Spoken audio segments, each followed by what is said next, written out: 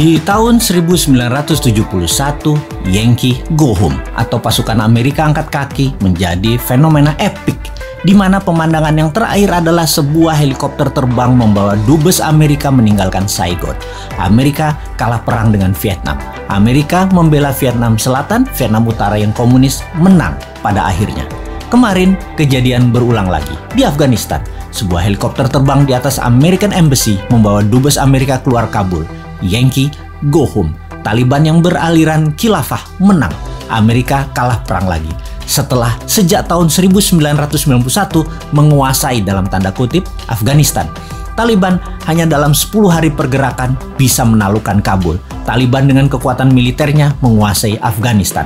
Terbayang masa kegelapan manusia dihadapi penduduk Afghanistan. Pemahaman garis ortodok agama dibawa ke pemerintahan bernegara Afghanistan baru di bawah Taliban. Siapa yang memberi go ahead terhadap Taliban? Siapa lagi kalau bukan Putinnya Rusia? Sejak Maret 2021 ini, Rusia dukung penuh Taliban.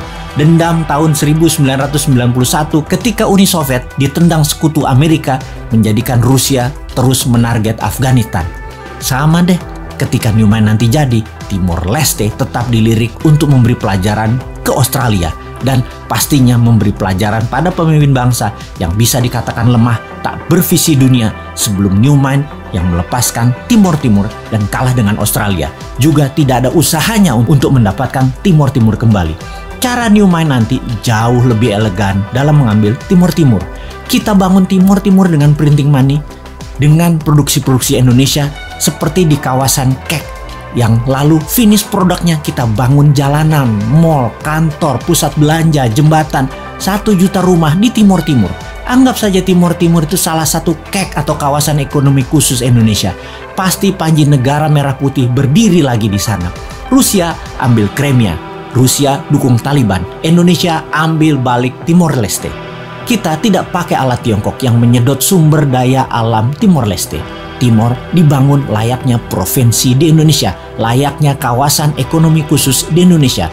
Nanti ada referendum di sana, mau integrasi kembali dengan Indonesia atau menjadi wilayah khusus seperti Guam di bawah Amerika, atau seperti Puerto Rico di bawah Amerika, atau seperti City of London di bawah Union Jack, seperti City of Vatican di bawah Italia. Apapun itu, bendera merah putih dan rupiah serta emas, transaksinya berlaku di sana.